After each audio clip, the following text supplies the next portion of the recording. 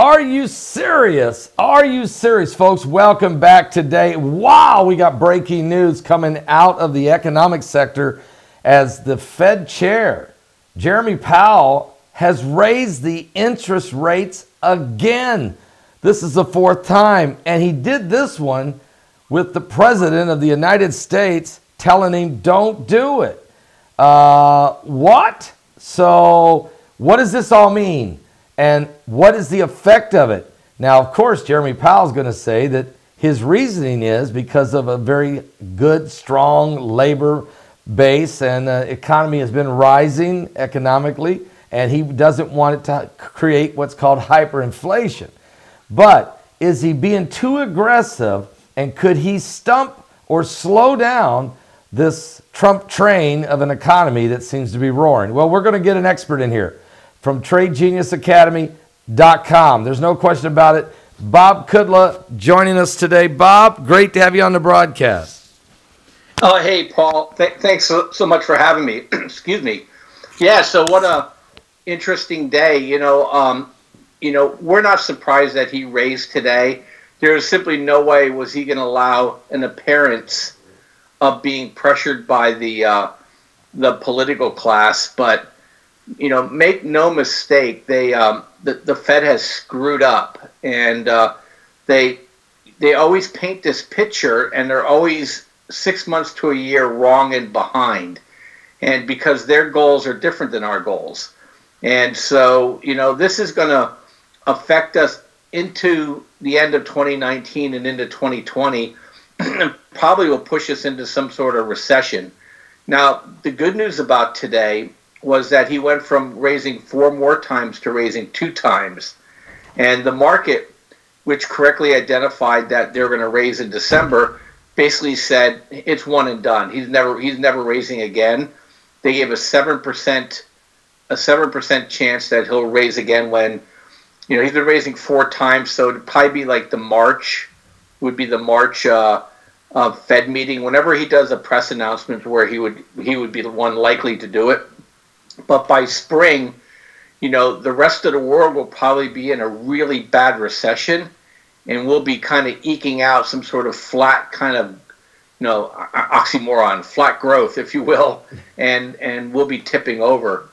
Plus, the other thing, Paul, is that, people don't realize this because we don't really get news anymore from the mainstream media. It's all narratives being sent to you. Right. And so people don't realize 15%, 75 companies in the Fortune 500, or I should say the S&P 500, is they can't cover their interest payments on the loans on their books without borrowing more money from the banks in order to do so. Now, that has one of 2 implications, or it could be both. One is they have to start swapping the debt out by issuing more shares, which then kills their equity, which affects the stock market. Or number 2 is they start defaulting on the debt, which then puts the companies the banks at risk, along with the companies and people's employment. So we have to start watching for that. And last time you and I talked, we talked about GE and GM. Well, that's just the tip of the iceberg. And PG&E out here in California, if it doesn't go bankrupt, they're going to raise rates on all the rate holders in Northern California by egregious amounts to keep PG&E afloat. And I mean, you want to talk about yellow jackets? Northern California, couldn't happen to a better group of people. That's where all the elites live. They're going to get stung with super high electric bills.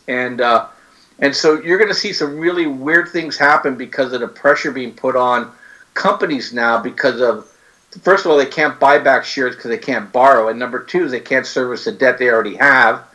And a strong dollar, Paul, destroys our export environment. And also the emerging markets are about to ready to roll over. And you and I can have another show talking about how China, Japan's exports are dead. And they have a dollar advantage against us. China's slowing down. Europe is a basket case. The euro is going to be gone in 5 years. And so this guy thinks everything's hunky-dory. They must just sit and live in a, they're like the climate change people, Paul. No matter what facts you present them, they're like the Stepford wives. They just come out and say the same thing over and over again, thinking that people will believe them. Because if I say it enough times, you're going to believe me. True. Santa Claus is real. Yeah. Santa Claus is real.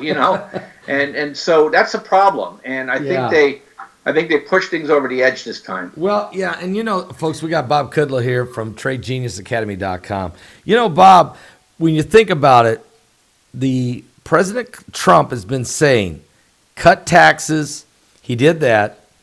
Tear up the TPP. Get rid of NAFTA.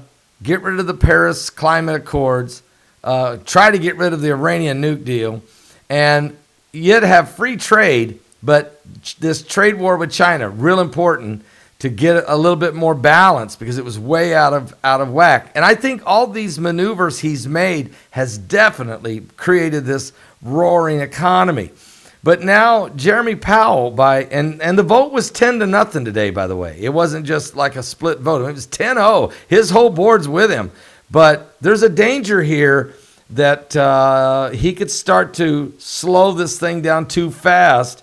And like you're saying, you made a great point. There's the whole world is out there. You have to look at everything in a whole, not just your own country. You got to look at what's going on, the Yellow Vest protest. I mean, France is an absolute a mess. Belgium is now, the prime minister just quit.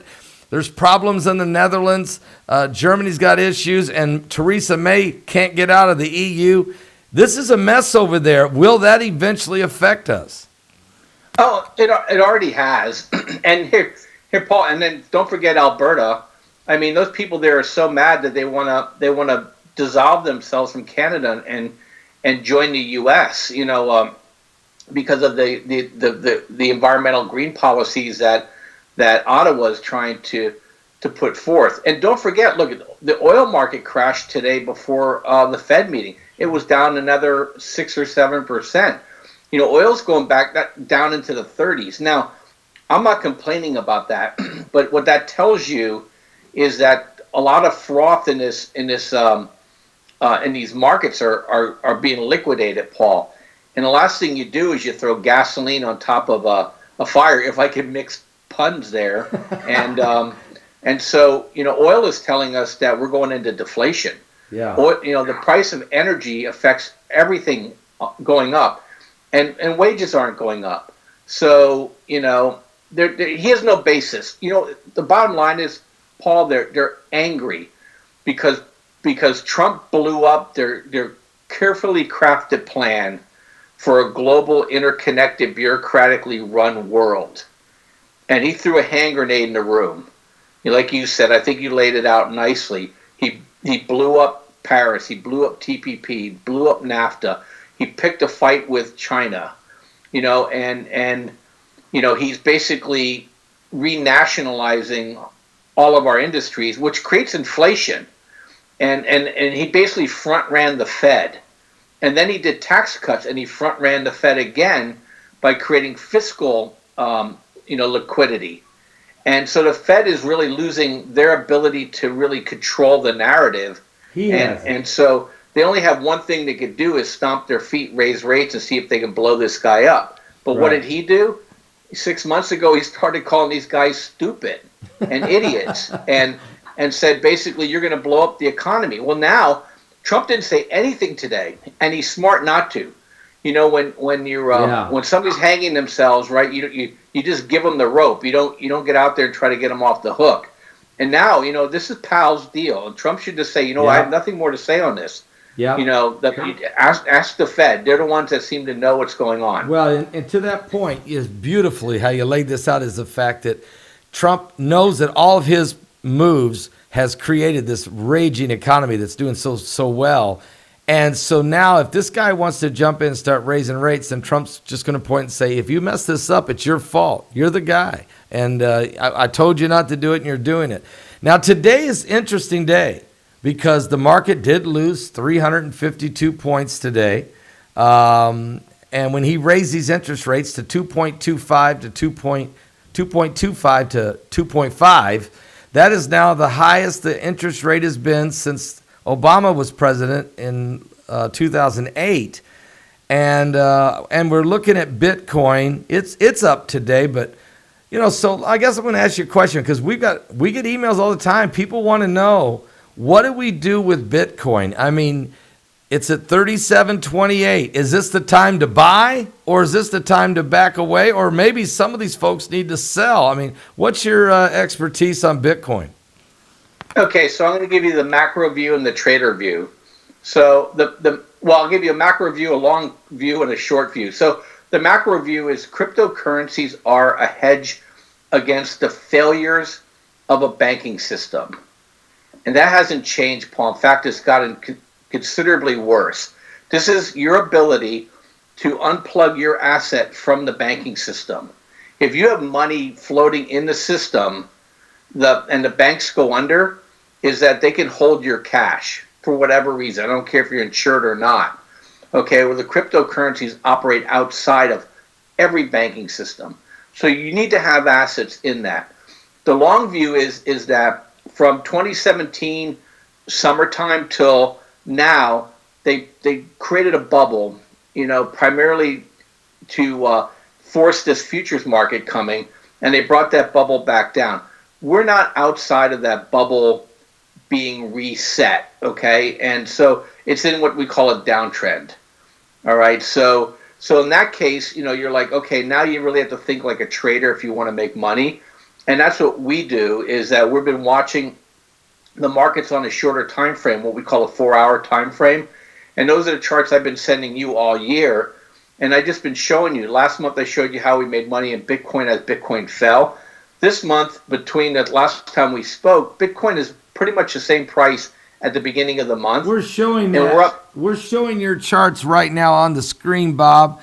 And it looks like they're going up at a 45-degree angle. Is those the trades that you recommended to your people? Yeah. So we have an algorithm that looks at the buying pressure and selling pressure, and when it gets too far down low and we start getting buyers interested, our signal flashes. We send that signal out to folks, and we take the trade.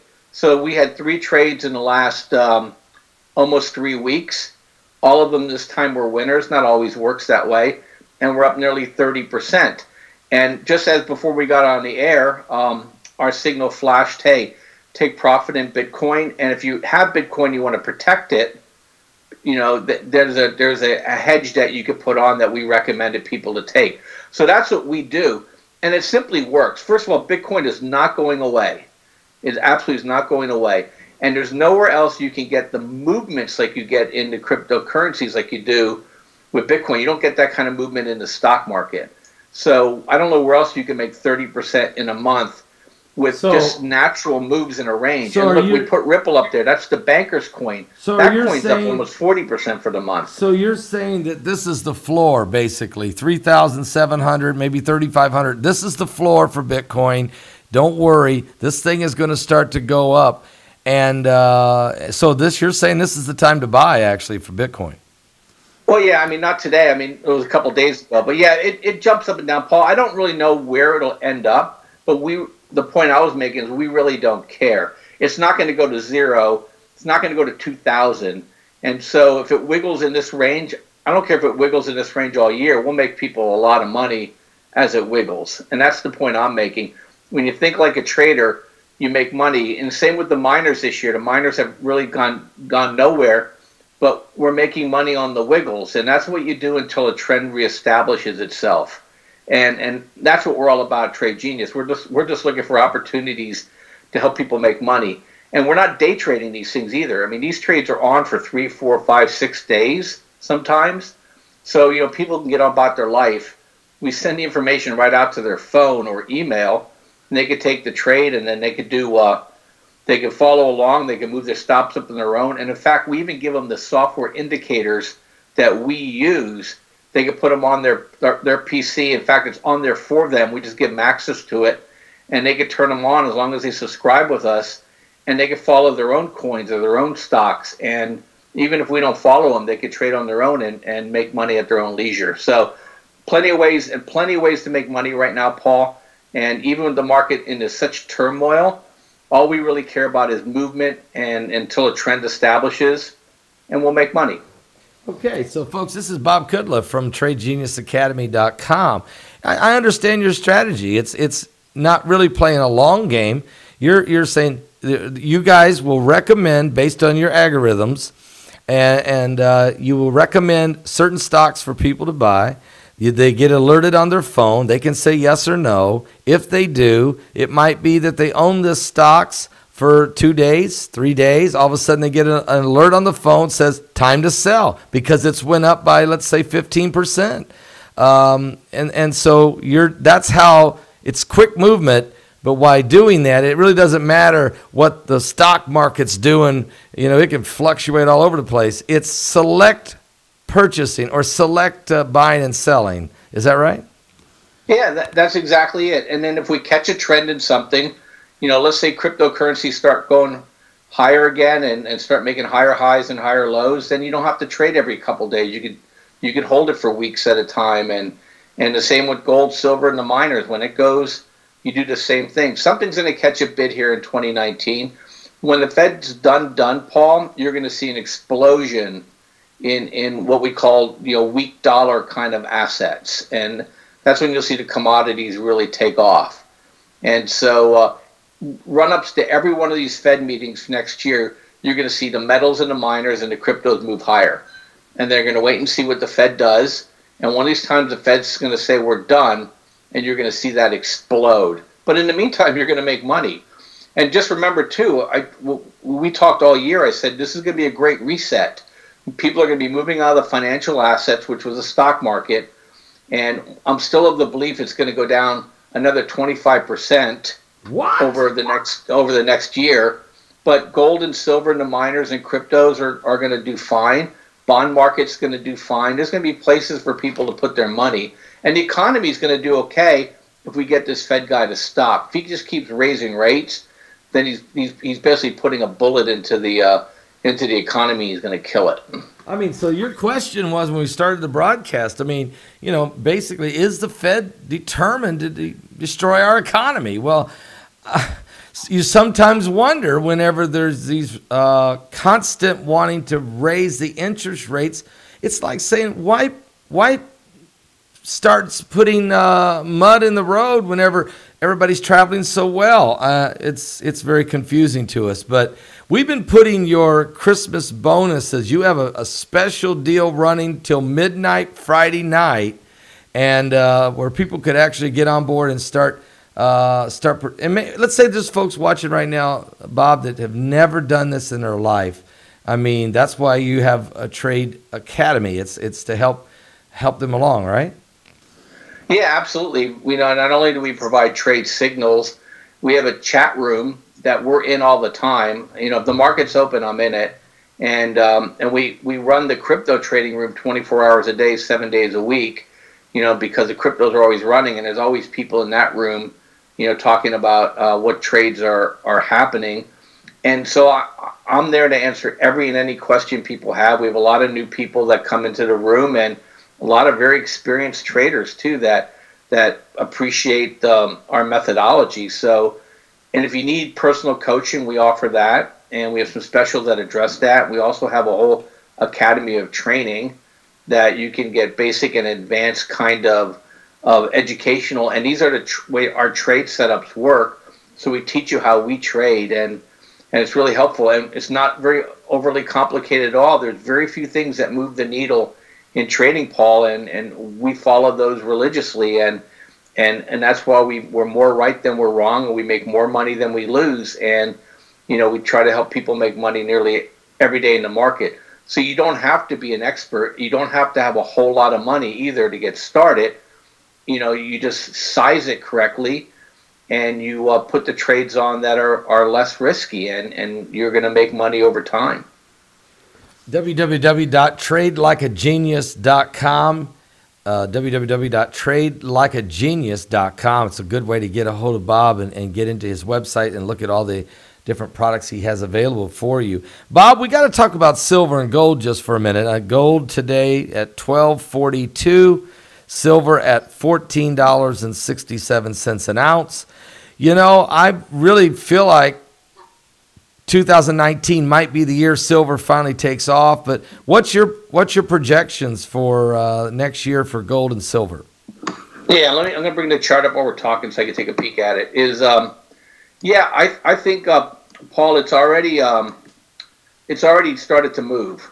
So we're already bullish on silver. Hold on a second, I'm trying to see and talk at the same time here. Let's see here. Here we go. Yeah, so it's in a nice range right now, silver, and it's been moving up at a nice pace. So it's been moving up at probably a 5% to 6% pace this year, and so our view is that, if people I look at SLV, which is trading at right now 1370. If that breaks up over 1410, it's going to start a whole new range. But my view, once the Fed stops raising interest rates, Paul, I want to be clear, once they stop, you'll see the price of silver over that next 2 or 3 years rise by a factor of 5 from where it is. So I'm talking 14 to probably 60 or 70, and for gold to double from where it is to $2,500 because of just the pressure that a strong dollar has been putting on these precious metal commodities. And so that's why we're so bullish on it. They can't sell it down anymore, and the bankers have tried like nobody's business to try to suppress this competitor to the fiat system. But just like in 2011, the toothpaste tube's going to open, and this thing's going to fly, and it's going to catch a lot of people off guard. So in the meantime, we're just putting positions on and taking them off and making money. And I'm primarily in the miners because you get leverage to silver and gold. So, if the price of silver goes up by twice, the price of the miners are going to go up by 4 to 8 times. So because they're more profitable, Paul, as the price of silver goes up, their costs don't go up at the same rate. So we're pretty excited about gold and silver. And then also, long term, we're excited about uranium. There's not enough of it being mined, and China and India are building 150 nuke plants over the next 10 years, and they're going to buy all the uranium that can be found in the world, and those prices are going to go up as well. Bob, yeah, you talk about uranium. We can't help but reflect back on Uranium One and how that Clinton was involved with this, Hillary Clinton, and she was the Secretary of State. A bunch of people. James Comey was involved in this. He was the FBI director. James Clapper, all of them. And this, for some reason, we sold this uranium. It winds up in Uranium One in Canada, and then it winds up in Russia. Was that a smart move for our country, or was it more of a good move for Hillary Clinton? I mean, I think it ended up pretty good for Putin. What's your take on this? I mean, uranium's it's a major commodity, especially in nuclear, but not just nuclear. I mean, it's important. The batteries. Yeah, and I know that was a rhetorical question. Of course, she did it for her own enrichment. Look, these globalist Democrats don't care. Look, Bill Clinton sold missile technology to the Chinese so that they could start their space program. Obama did the same thing, and Obama sent money to the Iranians. I mean, I don't know what goes through their heads. If they think that stuff's not going to come back and hurt their children at some point when these countries get an advantage over us, I don't understand the logic. But I mean, giving away 20% of our uranium stockpile to a nation that really already has a lot of uranium. Kazakhstan's the world leader in uranium production.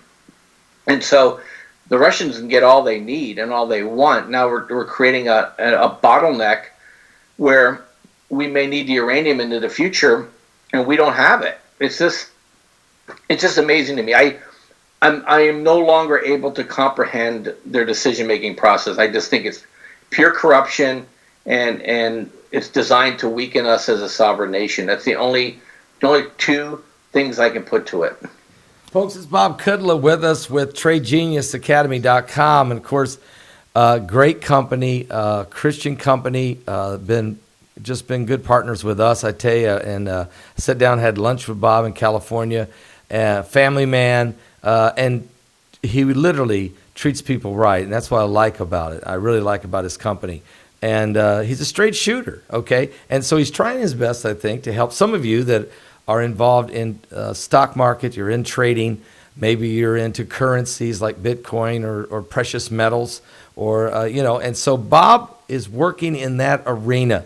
And obviously his expertise is very important, and stays on top of it. He works hard every day, Bob. I mean, so you got these Christmas specials at your website, and walk us through that a little bit.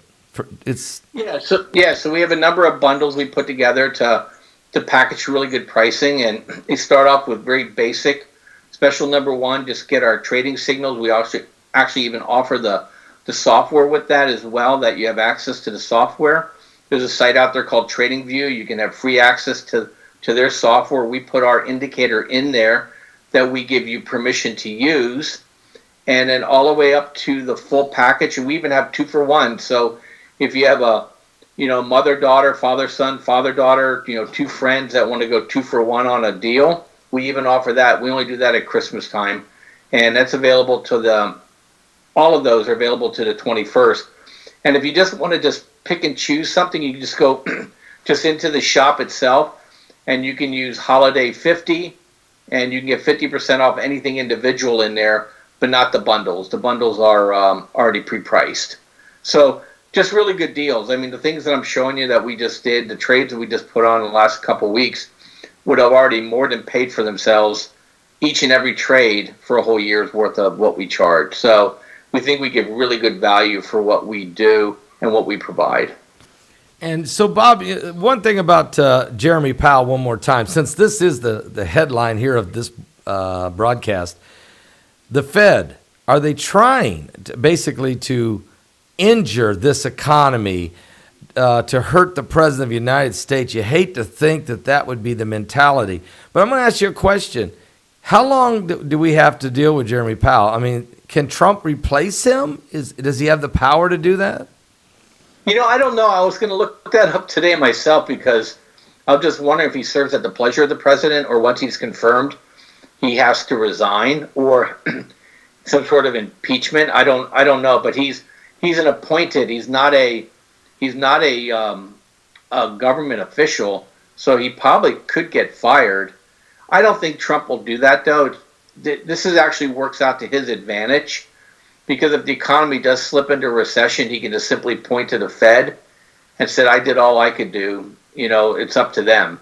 And if things come out of it, President Trump can say, I overcame them.